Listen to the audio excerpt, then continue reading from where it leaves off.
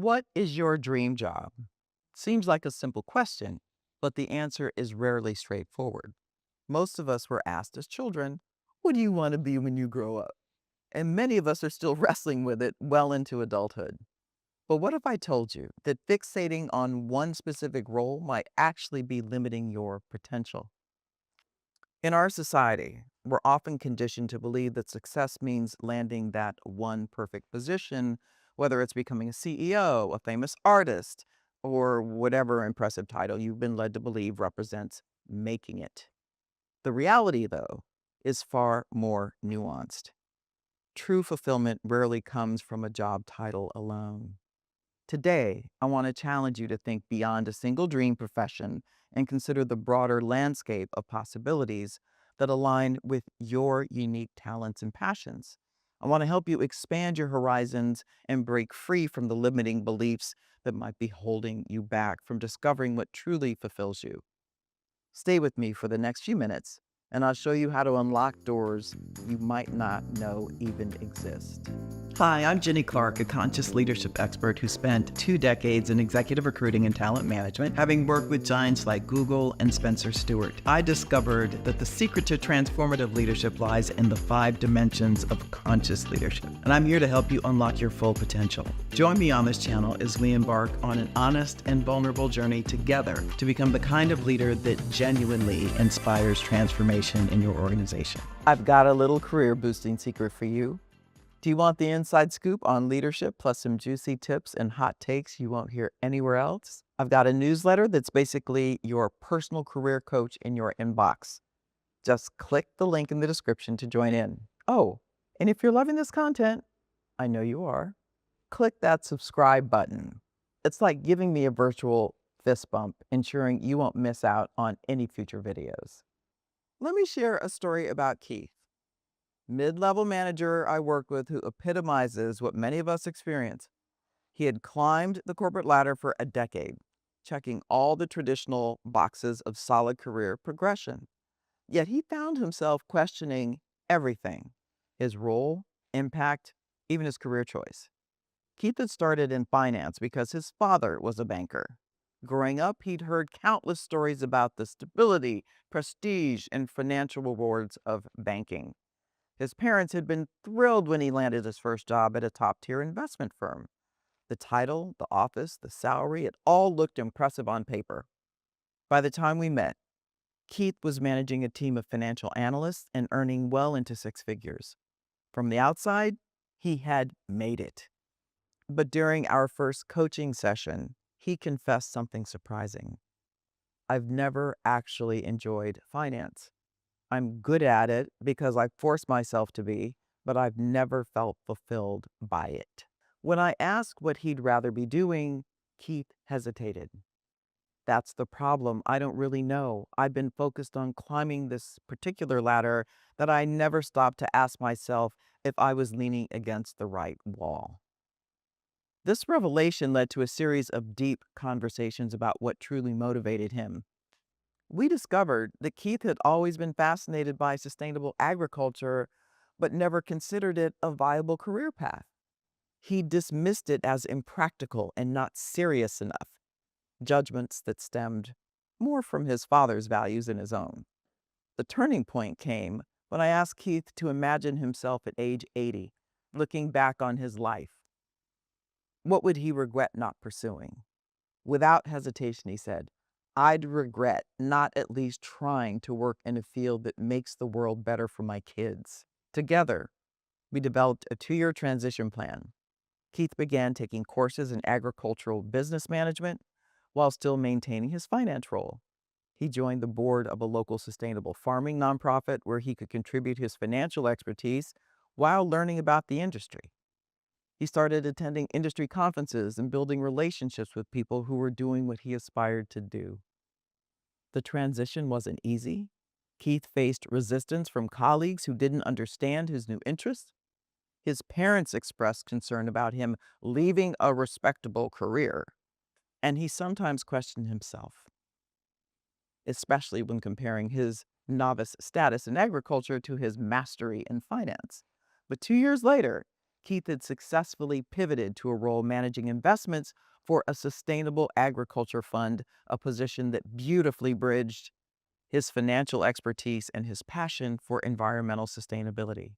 He told me, "For the first time in my career, I feel aligned. I'm using my skills for something I actually care about." Keith's journey illustrates something I see repeatedly. Many of us pursue dream jobs that aren't actually our dreams. We chase positions that will impress others, provide external validation, or fulfill expectations placed on us by family or society. We focus on reaching specific titles or salary levels rather than considering what work would truly engage our talents and feed our souls. What made Keith's transformation possible wasn't just courage, it was clarity. He took the time to question the origin of his career aspirations, explore adjacent possibilities that matched his skills, and give himself permission to evolve. More importantly, he shifted his focus from status to impact, asking not what job will make me look successful, but what work will allow me to create value that matters to me. I'm certainly not alone in this experience. When people talk about dream jobs, they often mention prestigious titles like CEO, doctor, or famous artist. And I once supervised someone who had achieved what many would consider a dream position.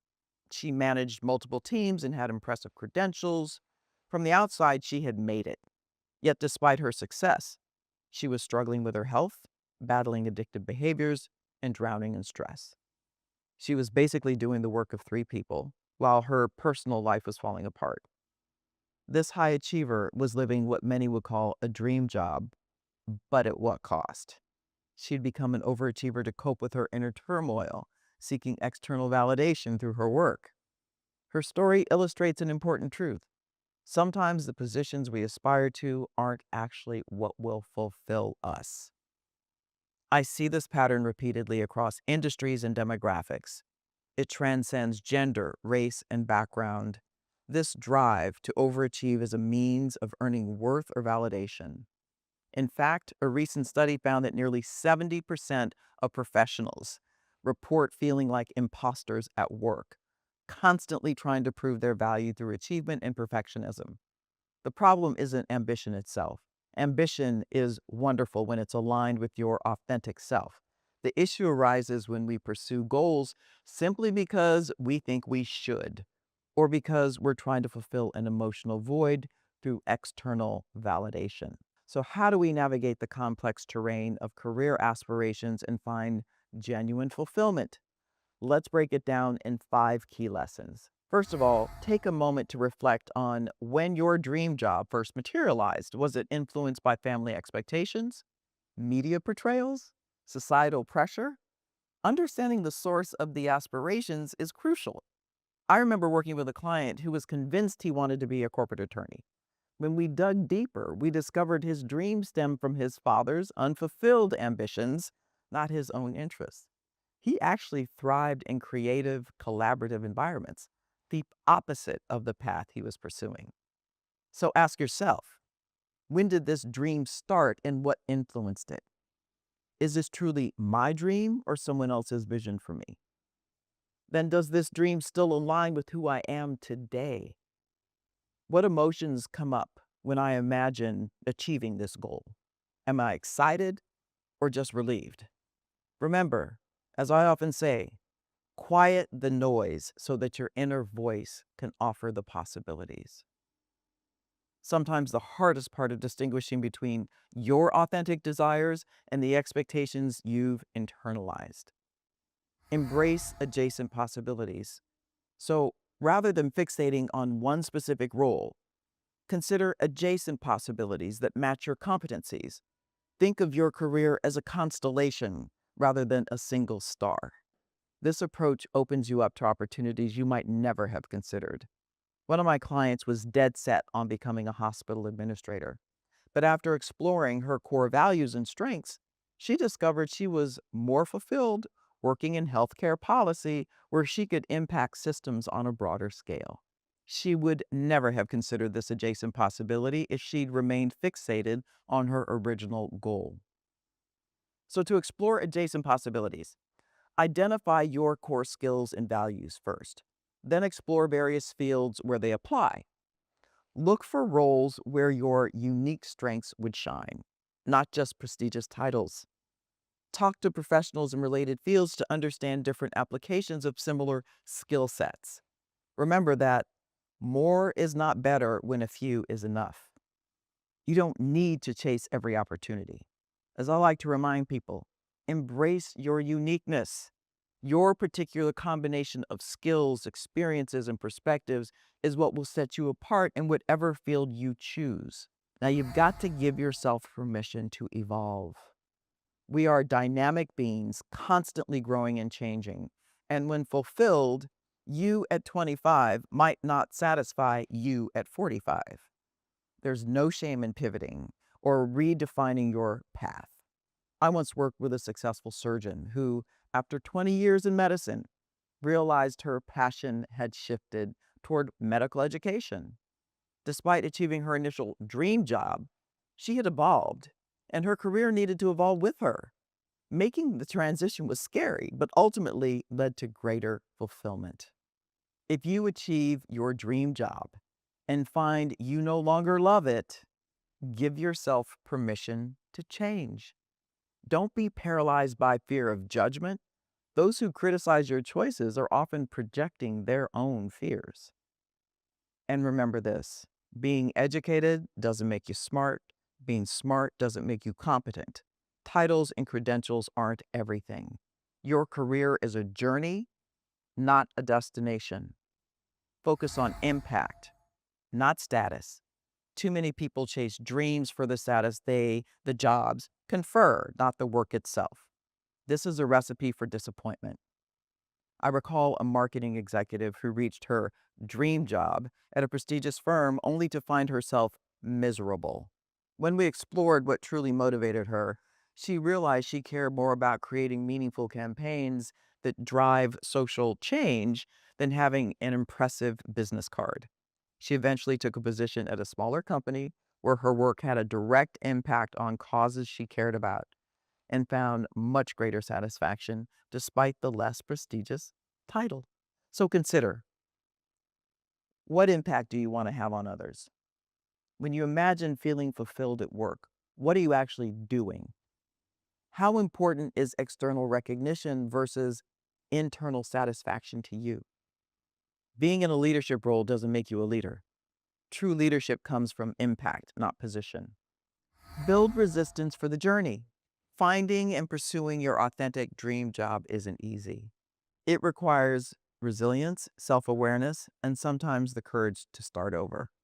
To build career resilience, develop a support network of people who encourage your authentic path. Practice financial planning that gives you flexibility to make changes. Invest in continuous learning to expand your options. Remember, as I often say, buck up or shut up, meaning face challenges head on rather than complaining about them.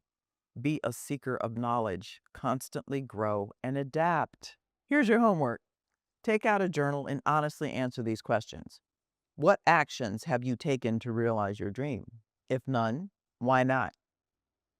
If you're currently doing something unrelated to your dream, do you have a plan to activate it? What fears are holding you back from pursuing your true calling? What are you willing to do to reach your dream? If your current dream job suddenly disappeared as an option, what would be your next choice? I encourage you to try a simple but powerful exercise. Write a letter from your future self 5 years from now, describing your perfect workday. Don't focus on your title. Instead, describe what you're doing, who you're working with, what problems you're solving, and how you feel at the end of the day. This exercise often reveals what truly matters to you in your work life. Remember, there's a difference between making deliberate choices and meandering without purpose. I once had someone look at my 25 years of experience and comment that I had meandered through my career. I corrected them. I said, I've made deliberate choices and had the courage to pivot as I evolved. So you own your journey with the same courage and confidence. Your dream job isn't a fixed destination, but a reflection of your evolving self. Dream a little. You have to believe in it to be it. Be sure the dream is truly yours. If you're feeling stuck or uncertain about your career path, remember that clarity often comes through action, not endless contemplation. Get out of your head. Start small. Take a class. Volunteer in a field that interests you, or simply have conversations with people doing the work that intrigues you. And please, don't judge yourself harshly if your dreams have changed. That's not failure, that's growth. Model the way you want to be treated, including how you treat yourself during career transitions. Quiet the noise so your inner voice can offer possibilities you haven't considered. Be a seeker of knowledge, embrace your uniqueness, and remember, you don't need external validation to be worthy of success. If this video resonated with you, hit the like button and subscribe for more insights on personal and professional growth. Share it with someone who might be struggling with their career path, and drop a comment below telling me, what dream are you pursuing now and how has it changed from what you originally imagined? Let's continue this conversation together.